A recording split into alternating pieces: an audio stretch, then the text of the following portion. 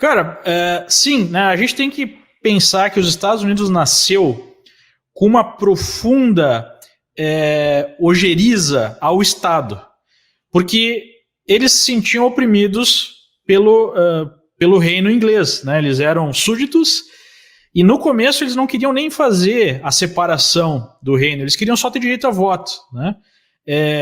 No taxation without representation.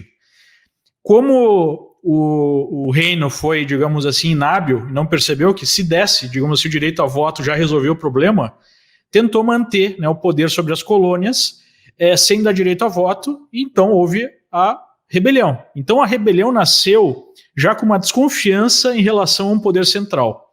E a ideia dos Estados Unidos sempre foi de um congregado de países, pequenos países que seriam os estados. Então, de fato, como o nome já diz, né, Estados Unidos da América.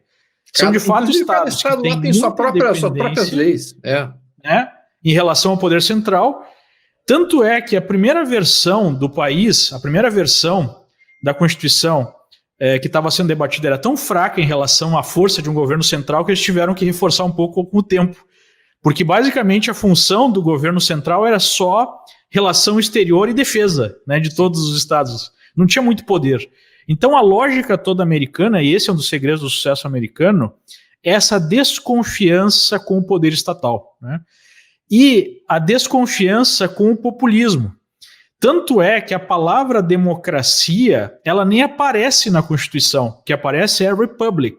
Então a ideia é uma república, né? O bem público numa situação de poder dividido, onde os estados têm muita independência e podem definir as suas regras, definir as suas leis.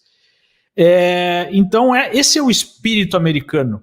Então o colégio eleitoral ele vem desse espírito, onde o que importa são os estados e menos a população geral, porque no final das contas são vários países que fazem o país, não o país como um todo, que é o país que manda de cima para baixo, né? O poder tem que vir de baixo para cima, por isso o colégio eleitoral. E é por isso que a esquerda, que os socialistas querem, né, um dos projetos é acabar com o colégio eleitoral, porque isso daria mais chance para governos populistas, né? Tipo, eles seriam eleitos para sempre. Você ganha a Califórnia, você ganha Nova York, você ganha para sempre aí a presidência, né? Não sei se hoje quer colocar alguma coisa. Não, tem aquela frase famosa, se não me engano, é do Benjamin Franklin, né? I'll give you a republic if you can keep it, né? Vou dar uma república para você se vocês conseguirem mantê-la, né? Essa era a ideia, né? Sim. Exatamente.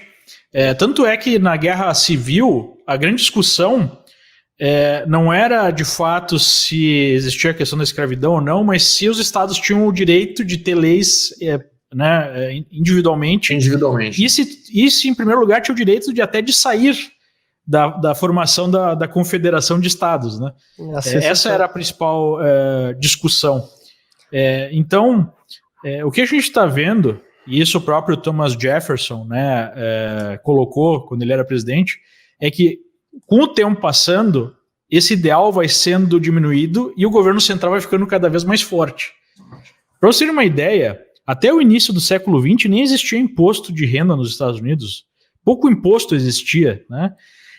Teve até um senador democrata que fez aí um pronunciamento muito interessante no Congresso, dizendo que não era função do governo americano dar esmolas, né, para programas sociais e tudo mais, que o governo deveria só organizar a sociedade e garantir que os contratos eram respeitados e defesa contra inimigos externos, e deixa as pessoas agirem, né, enfim, enriquecerem e tudo mais. Essa era a mentalidade, né, inicial. Claro que com o tempo você viu o governo central crescendo, abarcando, né, os estados, abarcando o poder dos estados, como o Thomas Jefferson previu.